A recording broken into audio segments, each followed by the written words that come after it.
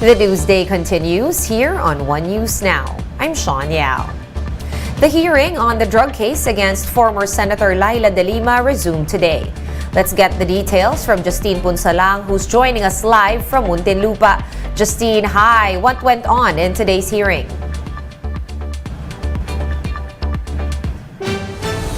Today's hearing focused on the cross-examination of a former Bureau of Corrections officer in charge, Rafael Ragos. This is after a Muntinlupa court affirmed its decision to allow Ragos to testify and recant his earlier allegations against de Lima. During the 4-hour hearing, Ragos' counsel explained that his initial affidavit stemmed from threats to his life and to his family, as well as fear for his career. However, the prosecution pointed out that he had ample opportunities to recant his testimony when he appeared before the Congress and court. The prosecution also attempted to present the 1-hour video that Aguirre showed yesterday, which supposedly showed Ragos freely and voluntarily testifying against de Lima. However, the defense made an objection over the authenticity of the video. Because of this, the prosecution is looking to invite the person who recorded the video to prove its authenticity. Meanwhile, Ragos' counsel said that the video does not prove the lack of intimidation and coercion. De Lima's counsel, on the other hand, is pleased with Ragos' testimony, but they will also question Ragos' timing in recanting his affidavits. Sean, Ragos' cross-examination will continue on November 25. Meanwhile, de Lima's counsel is looking forward to wrapping up this cross-examination so that they could proceed with the former senator's bail petition. Sean? Right, thank you so much for that update. Justine Punsalang reporting to us live from the Muntinlupa City Hall of Justice. Thank you, Justine. And Juanito Remulla III, the son of Justice Secretary Boying Remulla, entered a not guilty plea on his drug case. The younger Remulla attended the arraignment set by the Las Piñas RTC Branch 197 through video conferencing. Remulla was arrested for the possession of 1.3 million pesos worth of high-grade marijuana or kush from the United States. He is also facing a separate case for drug importation and violation of the Customs Code. Evacuees in Maguindanao del Norte are starting to get sick after days of staying in temporary shelters. Around 150 evacuees in Datuo din Sinsuat have reported fever, coughs and colds, and even stomach and toothaches. Doctors explain that evacuees are prone to communicable diseases since families are usually cramped up in small rooms. The local government has set up an emergency health station in each evacuation center. One News Now will be back with more stories after this quick break. Keep it here.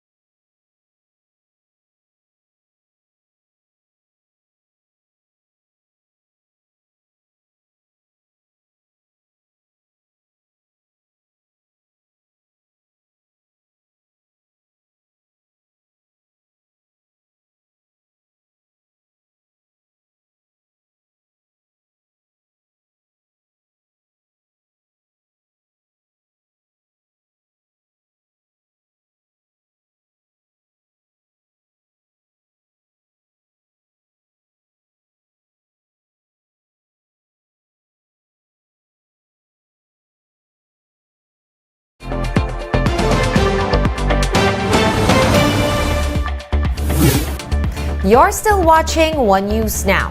I'm Sean Yao.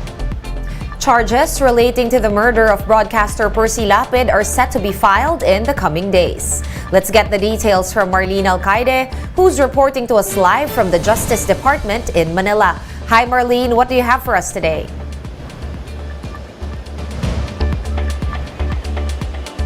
Sean, the preliminary investigation into the Lapid Slay case resumed earlier today. Self-confessed gunman Joel Escorial arrived at the Justice Department earlier today. He is the only one among the accused that is present in the second hearing. The alleged second middleman, Christopher Bacoto, was represented by his lawyer. Attorney Salvador Tibo said they have yet to examine the complaint against Bacoto, but he already denied the accusations against his client. Meanwhile, murder charges against at least 10 individuals linked to the Lapid and Villamor killings are expected to be filed on Monday. Justice Secretary Boy Remulla said they have yet to talk to 2 to 3 key individuals. For safety reasons, inmates who gave their testimonies may stay at the NBI Detention Center. At least 13 prisoners linked to the case are now under the government's custody. Sean, the third preliminary investigation in the Lapid case is set on Friday next week. Right, thank you so much for those updates. Marlene Alcaide reporting to us live from Manila. And the Bureau of Corrections said that it will look into the alleged involvement of prison officials in the contraband trade over at the new Bilibid prison. Camille Samonte with the story. A truckload of beer and cans and other contraband have been discovered at the new Bilibid prison. The Bureau of Corrections officer in charge Gregorio Katapang Jr. believes that some BuCor and BJMP personnel are behind this. Katapang assures that he will investigate the sacked BJMP and BuCor personnel that were formerly in charge of supplying the NBP canteen. Babaguhin natin yung sistema kasi part yun ng reforms at saka doon na isisingit yung mga epektos eh. The new BuCor OIC will also probe Bureau officials and the staff of suspended BuCor Chief Gerald Bantag, who supposedly earned from the inflow of contrabands at Bilibid.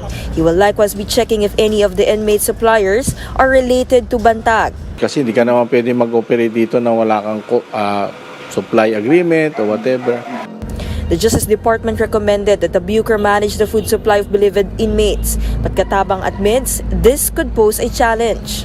That will take a lot of manpower na naman. Kulang na nga kami sa tao, ba't pa kami hahawak ng pagpapakain ng preso? But for now, Katapang plans to tighten the security of incoming food supply at the NBP while the investigation is ongoing. Katapang will also investigate other matters such as the appointment of unqualified BJMP personnel to high BuCor posts. He will also look into BuCor officials with pending cases that have been reinstated to their former positions and PDLs who have suddenly died supposedly due to COVID-19. For News 5, Camille Samonte, we are One News. Let's now take a quick look at today's other top stories. Inflation zoomed to 7.7% in October, the highest print in almost 14 years. Authorities said high food prices and fare hikes drove the uptick in inflation. The prices of basic commodities are likewise expected to remain elevated in the next months due to the impact of recent typhoons. And at least 8 people were hurt after fireworks went off in a factory in Santa Maria, Bulacan. 4 of the victims, including the owner of the factory, sustained serious injuries. 4 houses were also damaged from the blast. The death toll from severe tropical storm Paeng has gone up to 154.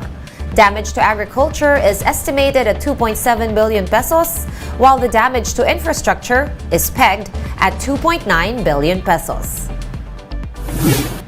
For more updates, visit News 5, The Philippine Star, and Business World online. Visit our website, onenews.ph, for more in-depth analysis. You can also catch One News on Signal Play.